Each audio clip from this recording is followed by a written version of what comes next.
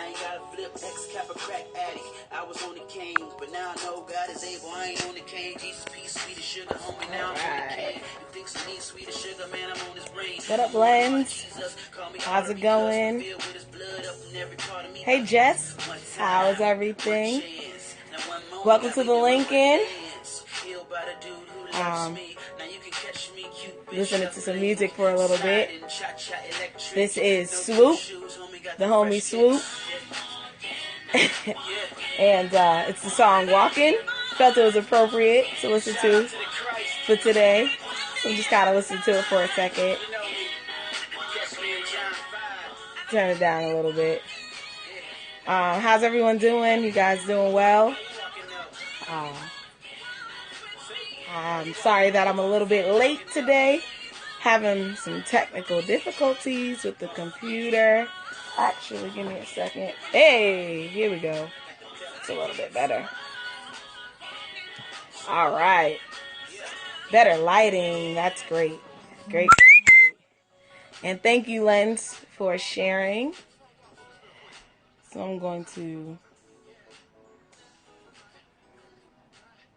I'm just going to listen to the beginning of that again, just for a second, because I love this song. I don't even know if you guys can hear it, but homie Swoop killed this one. Killed it.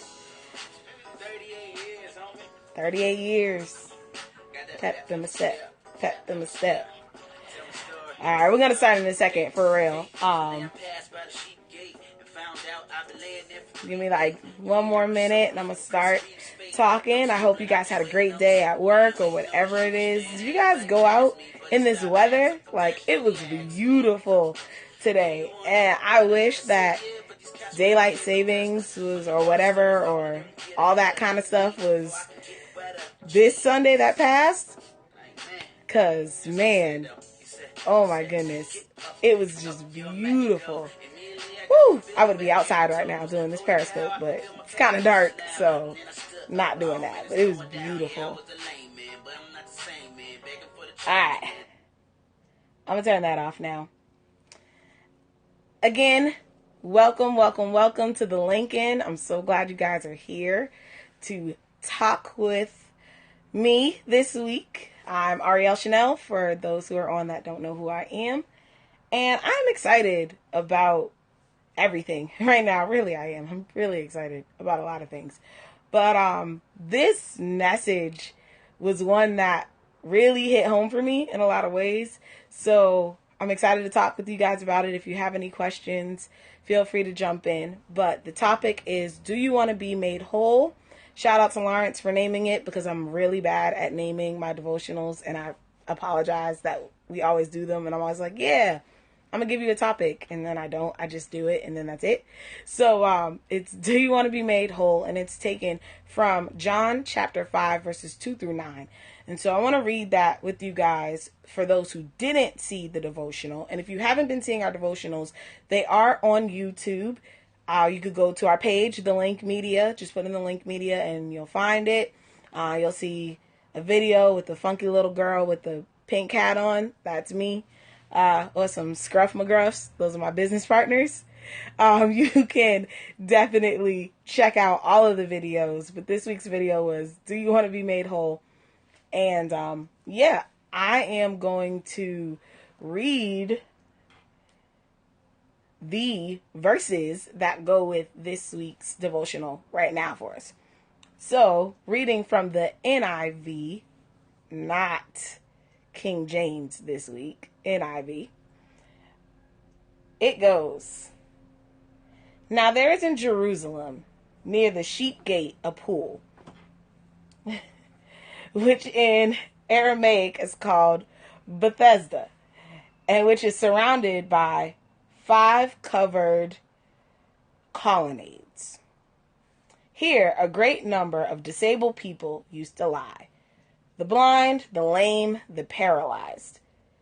One who was there had been an invalid for 38 years. When Jesus saw him laying there and learned that he had been in this condition for a long time, he asked, "Do you want to get well?" "Sir," the invalid said. I have no one to help me into the pool when the water is stirred. While I am trying to get in, someone else goes down ahead of me. Then Jesus said to him, get up, pick up your mat, and walk. Or like my homie Swoop says, get up, pick up your mat, and go. I like that song. Guys, look that song up. It's a dope song. But anyways, so they asked him, who is this fellow? Oh, wait, nope, I skipped. Sorry. I got excited. I skipped my verses. At once the man was cured. He picked up his mat and walked. The day on which this took place was the Sabbath. So that's 2-9. So if you watch the devotional, you see that I kind of painted the scene. It's like, imagine you got Foot Locker, limited J's. They only come out once every 100 years. Even though it's better than J's, it's a healing, it's a blessing. And you know you have a limited window to get in and get what you need.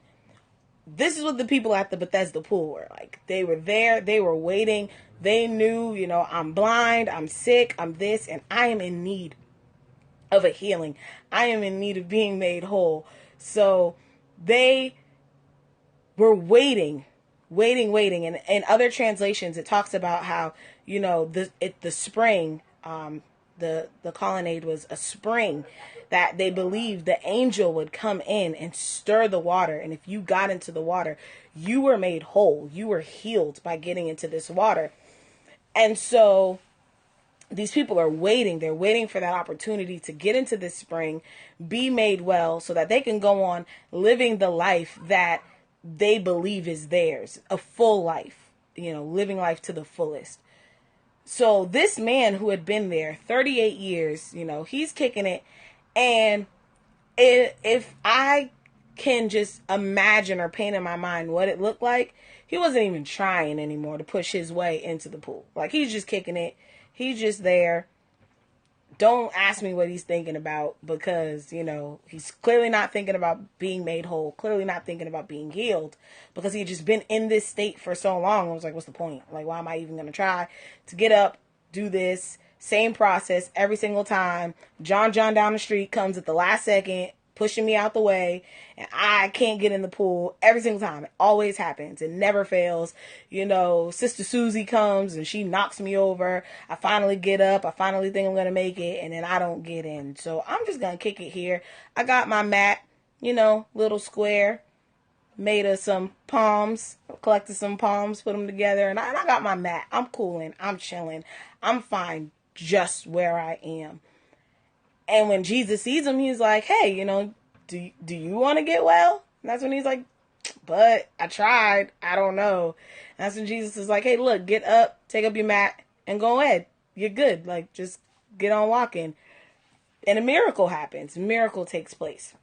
I don't want to get into anything past that, just these verses. But looking at it, I was really looking more at the state of the man, and was focused at the state of the man at the time. And I know that is some place that I have found myself in as well in living life, where I'm going about. And for me, just to give a little bit of insight to you all, and even my testimony, which I think is kind of cool that I'm here in my room doing this video. Because if you know me, I talk a lot about my room, and I call it, my own little corner and my own little chair. If you get that reference, you'll know what I'm talking about. But I graduated from college in 2011, which is now 5 years ago. And like most college students, I thought, I was going to go to school, paid all of these thousands of dollars. And when I got out, I was going to get this great, successful job, and, was going to be able to do great, successful things. I don't know, whatever that may be. But over the last 5 years, over a long series of unfortunate events, I find myself still here in my childhood bedroom, with the same childhood pictures on the wall, a lot of different things, just in a place that I didn't see myself after a while. I figured I'd be able to get a great job, soon, because that's what you're told all of your life as a high schooler. You know, you're going to go to college, you're going to get a degree, and you're going to get a great job, and then you're going to be able to get all these great things, Ferraris and Benz and beautiful stuff, you know, beautiful things. But in my case, that wasn't what happened. I would start putting in applications, applying for jobs, and every single one came back like, nah, you're good. Nope, sorry. Oh, you're overqualified. Just all of these different reasons of why I couldn't get to the next level that I thought I was going to get in. So even though it's not the same as being sick, for me, my not being whole was not reaching the potential that I believed that I had. So now I'm stuck in this position, you know, and I don't have anyone to help me. I don't know anyone on the inside. I don't have anyone that can, you know, slip my resume to the CEO and tell them, you know, I'm such a great person and I deserve this position and all these other kind of different scenarios of whatever could happen. So after a while, it was like, you know what? This is just how life's about to be for me. I'm about to just be kicking it at my parents' house for a while because I don't see it. Like, there's no way financially that I could ever step out and get anything better and all these other kind of different things. There's no way with my student loan debt. Woo! Like, that's all I was guaranteed after getting out of college was debt. So, all of these different things, it tugged on my hope. And that's what was happening with this man in the story. His hope was gone. Like, totally gone. He had been there. He's like, I tried this. You know, I put in the work. I tried. I tried to get friends. I tried to get whoever. And it's just not happening for me. My healing is not coming. So what's the point? So he got into a place of being comfortable. And it's not a comfortable that when we think comfortable, and I think that this is kind of, you know, a lie from the enemy. When we think comfortable, we only think of like that plush Serta mattress or, you know, that memory foam and all that kind of stuff. But a state of being comfortable doesn't necessarily mean, you know, you're relaxed. And so he was in a state of being comfortable. He was in a comfortable place. There was no expectation of failure. He was there and he was settled and he knew that he wouldn't have any more disappointment. He wouldn't have any more heartbreak if he just relaxed and chilled and didn't even attempt to get up and to get into this pool. And that is the state that Jesus was addressing when he reached this man and when he talked to this man, was his hopelessness, because it's hopelessness that will really keep us from being our whole self. And so in looking at that, when you see Jesus address the man, his first question wasn't, you know, something like, hey, how many times did you try? Or, you know, this is 38 years. Have you been trying all 38 times? Or all these different things. He just addressed the hope that was in the gentleman. And he asked him, do you want to be well? And sometimes the first step is remembering our hope and where our hope lies. And so for us, we know that this man didn't know Jesus. It goes on to tell you, he didn't even know who Jesus was. He just knew that, you know, this guy came up and asked him if he wanted to be made well. Like, it could have been any of us walking up to him. But for us who know the end of the story and who know the other end, we know that our hope is in Jesus. And whatever it may be, you may be like that man who is sick. You may be, you know, somebody who doesn't know how to speak in front of people. You may be somebody who, you know, has lived a life of heartache and a lot of different things from different situations. And you just kind of lost hope in thinking that there was more for you. But who's that? Nigel? Is that you? Yeah. Hey, how's it going? But in that, you know, you have to be reminded of where your hope lies. And so we know that our hope lies in the blood that was shed for us on Calvary a long time ago, and when Jesus rose again, so that we are free from all bondage, we are free from all sin, we are free from all fear, we are free from all debt.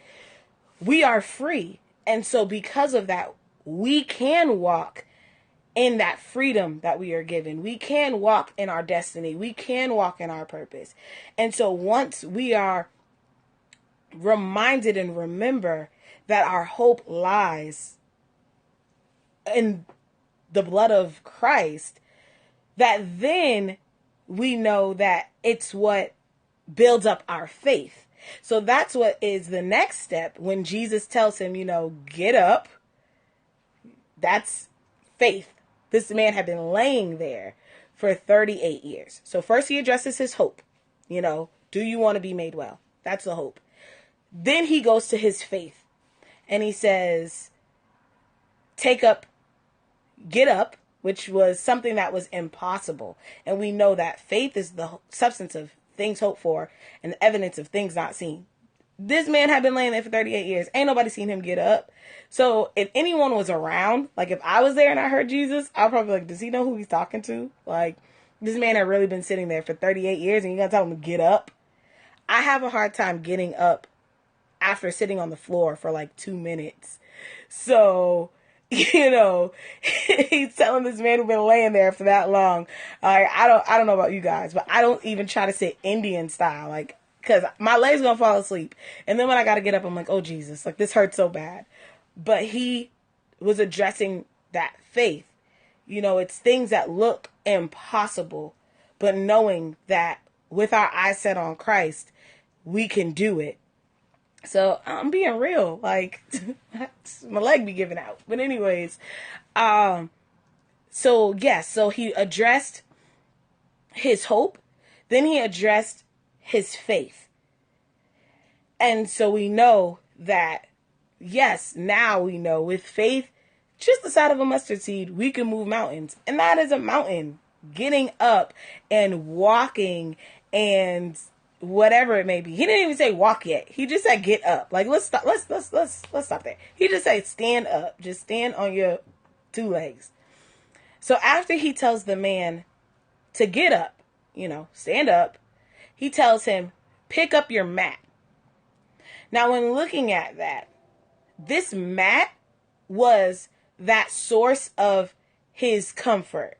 That thing that allowed him to chill in that stagnant place, that comfort zone. And sometimes we, you know, we'll start to stand on our faith and we'll start to say, all right, God, you know, I believe you. My hope is renewed. I can do this. But then, you know, all of a sudden there's that wobbly of the knees, and you know, you're feeling when the blood is starting to run back up your legs and you're starting to feel that blood flow. Sometimes it don't feel good at first. And you're like, whoa, wait a minute. This is uncomfortable. I don't know about this. I'm just going to sit back down for a second. But you can't sit back down if you done picked up your mat, because now you got to unroll the mat again, lay it back out. It's more work. It's more work to go backwards. So picking up the mat is key, because you have to get rid of all of those, for all of my HTC babies, all of those unnecessary negative devices. That's picking up your mat. You have to get rid of those. You can't go back to the same mindset. You can't go back to the same way of thinking. You gotta change your mind, renew your mind, because without that, watch your thinking. You know, check your heart, evaluating your heart, because before you know it, you will sink back into a place where you were before.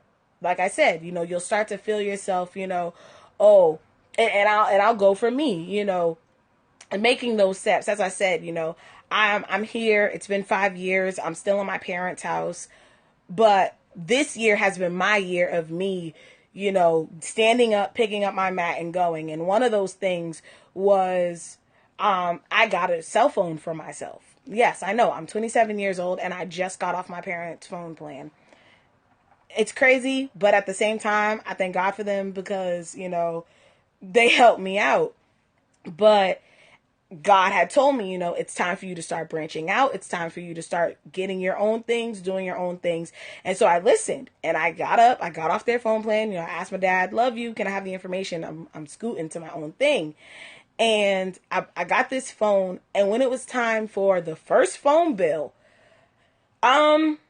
yeah, the money was not there, just it wasn't there. And it wasn't that I wasn't going to have the money. It's just that the phone bill came before I got paid. And that's kind of how it works when you are a person that works for yourself. Sometimes the money's there. Sometimes it's not always there when you think it's going to be there.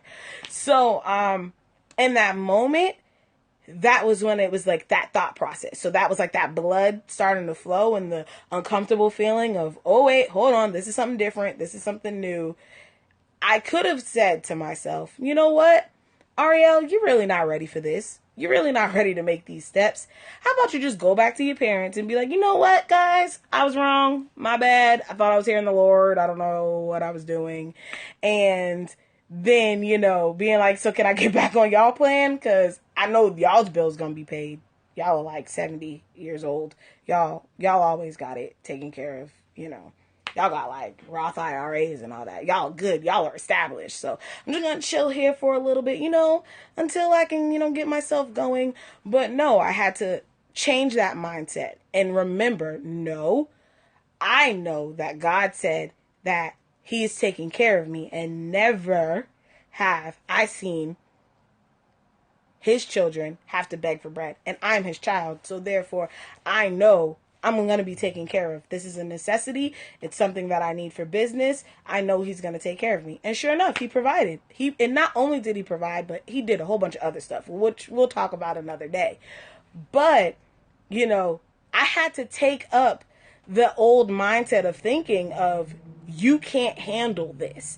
You aren't equipped to do what you think you can do. You aren't equipped to, you aren't equipped to, take that step on your own and to step out. So I had to take up that mindset and realize, no, God is my God. He is my God and He has me. So I can keep going. I can keep walking. And that's that going part. So now that I've taken up that old mindset and, I've killed those devices in my mind that had tried to keep me stagnant, I can move forward into my destiny. I can move forward into what God has for me, the promises that He has over my life. And not only will I be able to keep going, but if you keep going in the verses, this man was then able to go and now show the glory of God, because people are like, wait a minute, isn't this the man that was laying there for 38 years? Hold up. How did you get up? Who picked you up? Ain't nobody put you in the water. The water didn't even stir today. It's the Sabbath. What are you doing? And he was able to show the glory of God. So that's his going. It's going and really evangelizing to the world, sharing the glory of the Lord. So, yes, I see my brother Nigel is on here, and I know you have some things that you want to share as well. So definitely type that up, let me know if you have a testimony or if you have a story, if you have any questions, definitely share, because I could possibly go all night with this. But what's up with you guys? Is there any questions that you have? Anything that I may not have touched on so well that you don't understand, or you want me to go more in depth on or anything? Just let me know. Like I said, is it praise reports, prayer requests? What we got? Let me know. Dope stuff. That's what's up. That is what's up. And it's definitely, definitely a dope thing when we are able to be lovers of the word, and also not just lovers of it, but doers of it. And in doing the word, that is going out and spreading the gospel to all people, not just our friends, not just cousin John, but all people. And so it's dope to see that, you know, you are in that training and that you are becoming a minister. I think that is something that is dope. That is dope. And for those who don't know, oh no, not your cousin John. That's just a hypothetical phrase. So just throwing it out there, because I don't want to throw no one's real cousins out there, you know. Or I could say, like, you know, yeah. So yeah, something like that. But yeah, so I think that is something that is dope. And like I said, for me, it's really always interesting to see how God moves, because he, like, if you are watching this and you have never ever really taken the time to sit down and really dig in to God's word and what God is saying, take the time to do it. Even if it's just looking at a scripture that you feel you already know, which for some, you know, is John 3:16. And I could say that because there are a lot of wrestlers that use it. If you shop at Forever 21, it's on the bottom of the bag. So a lot of people have seen John 3:16, which is, for God so loved the world that he gave his only begotten son, that whosoever believes in him shall not perish but have everlasting life. Even if you take that verse and you're just like, all right, God, I want you to break this down for me. I want you to show me this scripture. I want to understand it better because I'm not really getting it right now. Trust me when I tell you, you will be in awe of God, because he will start to dissect that scripture line by line, letter by letter, syllable by syllable for your life. Not your sister, not your brother. He will show you how much he loves you and how much that him sending his son to die for you was a special thing for him. Like, he took joy and pleasure in that because he loves us just as much as he loves his son, Jesus. And so it was a joy, it was an honor for him to be able to do that because he loves you. And he'll show you that in your walk. And I know for me, you know, talking about my phone and different things, like, there are a lot of different things. That's just like small practicalities that practical things that I talk about in what God has done for my life. But I can even tell you all that for me, God showed me, like, head on, like, hey, I'm going to address your hope. When there was a time, you know, even before I got to this stage, while I was still in college, I felt myself kind of giving up hope because, you know, everybody was leaving me. All my friends had gone back. I thought I knew what I was going to do, but things were just kind of falling apart. And I was like, all right, I don't understand. I don't know what's going on. And I had kind of stopped looking at, I had taken my eye off of God. You know, I had that Peter moment where, you know, I started looking around and, and I was like, oh snap, there's wind and waves and water under my feet.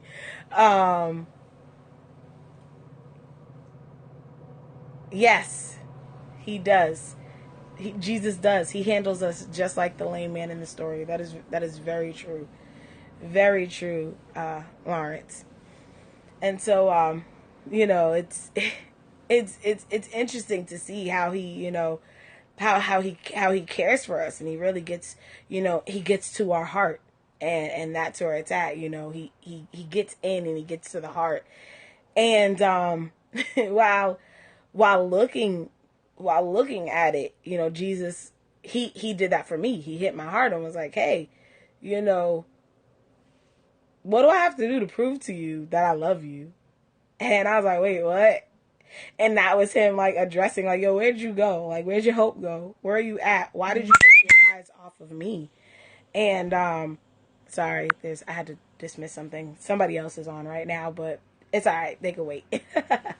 But yeah, so, you know, with that, and when I was like, oh, snap, I'm sorry, I took my eyes off of you for a second, then he was able to guide me through this process and this journey that is one that is beautiful. Beautiful. full. I tell you, like, it is, it's amazing. So, definitely, you know, for those who haven't heard the whole thing, you know, God, God, He wants to address your hope first and have you put your hope back where it belongs, which is in Him and on Him. And with that, then address your faith.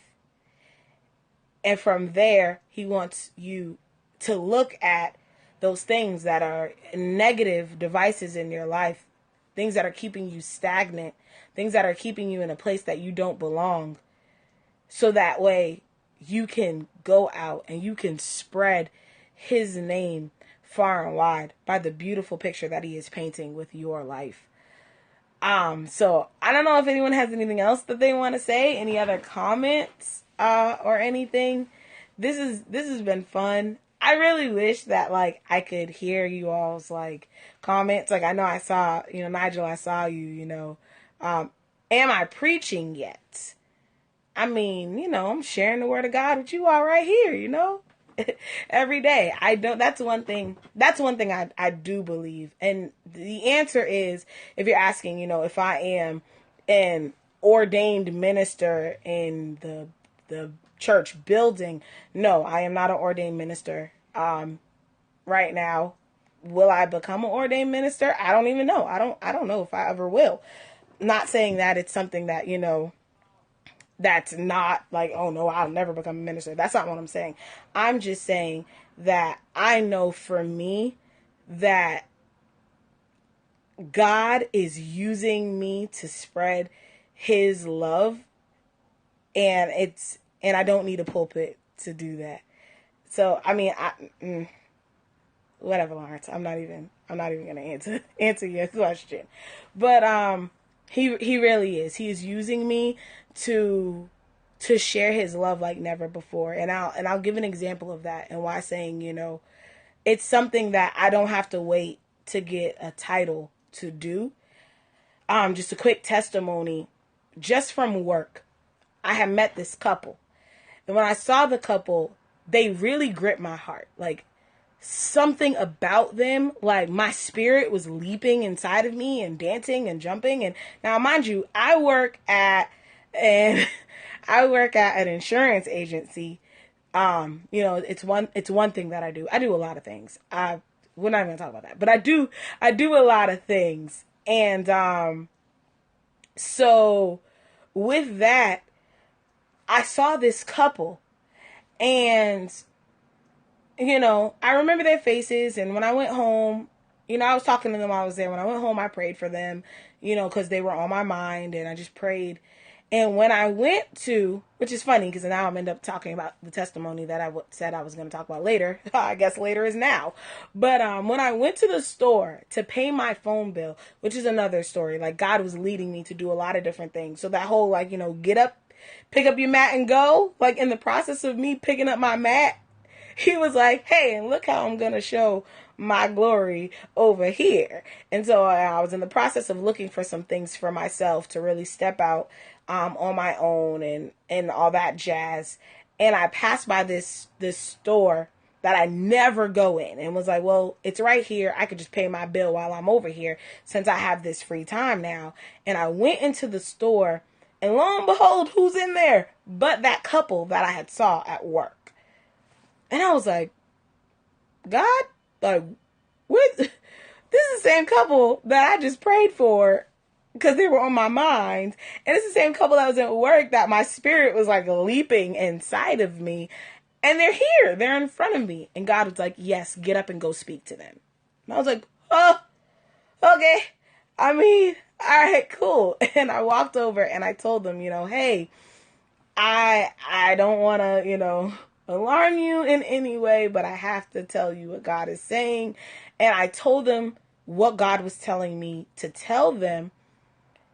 And literally the couple looked at me with a blank face at first, but I know that was just the enemy was trying to get me to run away. Like, okay, bye. And just like go and not hear what they had to say and think I was a failure for the rest of my life. But anyways, I I listened to them, and they were like, you don't know how much that means to us by you coming to us and telling us that, because God, well, not God, but yes, God had been telling my mom to tell me, I need to come back to church. And my mom had been telling me, I got to come back to church. I need to come back. And they told me their whole story, of how they were at this place where, they did believe in God, but life had kind of tossed them to and fro, and they didn't know what to do. And so me coming in and just sharing God's love with them and what God was saying for them, I know that it was just the beginning of the great things that God is going to do, in their lives, and, as they begin to seek the Lord for themselves. And so that's why I say, even though, no, I am not an ordained minister, so don't ask me to do your wedding, because I can't do that. I am still ministering the gospel to everyone that I know, because that's what we are all called to do. We are all called to share God's love, because when we become one with him, we are his disciples, and he commissioned his disciples to go therefore and to, evangelize to the world. So that is that very long answer for a simple question, but I thought it was necessary. So yeah, any other questions or anything anyone has they wanted to say? Or I don't even know who's on here because I can't see it. I know there's a few people on here, but whoever's still on here, thanks for rocking with me. My family is good. They're very good. My dad is in Trinidad right now, so for whoever sees this, please pray for my family from Holy Tab. They are in Trinidad right now doing some mission work, and my dad is over there with them. So keep him in your prayers as he is there doing the work of the Lord. And I'm very excited. I'm glad he got to go, not only because he's doing God's work, but that guy is a hard worker, man.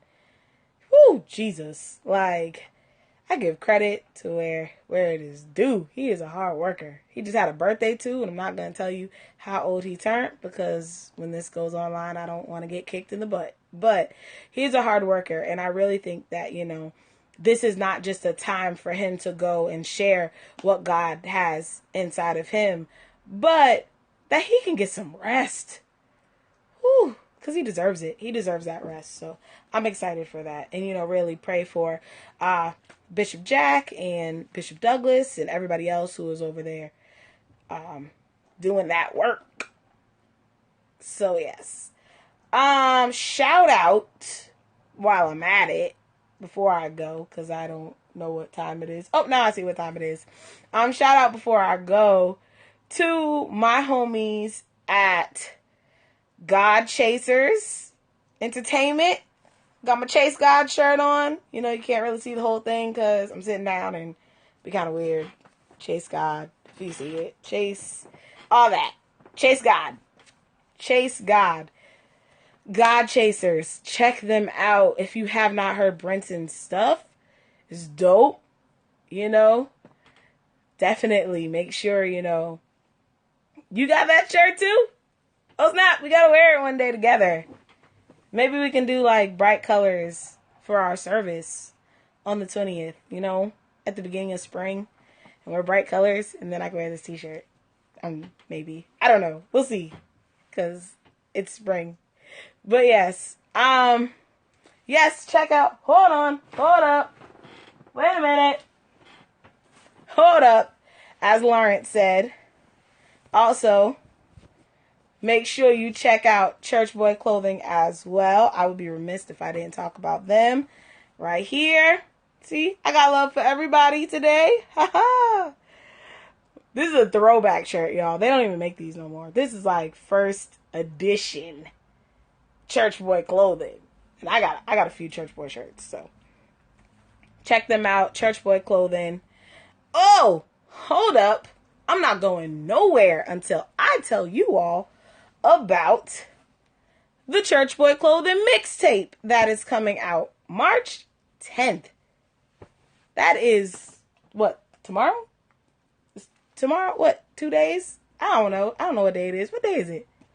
Today is My computer should tell me. Today's the 9th. Oh, so that's tomorrow, guys. Church Boy Clothing mixtape called Ace's Life. Get that tomorrow. Tomorrow. It's coming. Get it. Church Boy Clothing mixtape volume 2. Ace's Life, guys. It's dope. There are so many dope artists on the project, all from the New England area, just coming together and sharing how Christ is everything. He is everything. And sharing our different talents. And yes, I am on it. I am on this project. So I definitely want to copy it. And I'm not sharing it because I'm on it. I'm sharing it because it is a dope project. It really is. But yeah, you definitely want to get that. You definitely want to get that project tomorrow, March 10th, tomorrow. Pick that up. I'll be sharing it. If you're on my Facebook fan page, or if you're on my regular Facebook page, or if you're on the Links Facebook page, whatever it may be, wherever, you will find information about that mixtape. Because when I tell you the heat that was going down in that booth, woo! It's definitely a dope project. So pick that up. Get that project. But with that being said, I love you guys. Each and every one of you. And I am about to log off. Lawrence, don't be mean. Somebody cares about Jason Nelson. Jesus cares about Jason Nelson. Nigel cares about Jason Nelson. So, don't be mean. We are not mean here because we are all family. But yes, Ariel is about to go. Because I think it's time for me to go get some dinner, guys. So, if you guys, again, haven't heard, I love you all, each and every one of you. Make sure you check out our next devotional on Monday, where it will be my brother, Chris Theodat. He'll be spitting some great stuff. So, Ariel, over and out. Bye.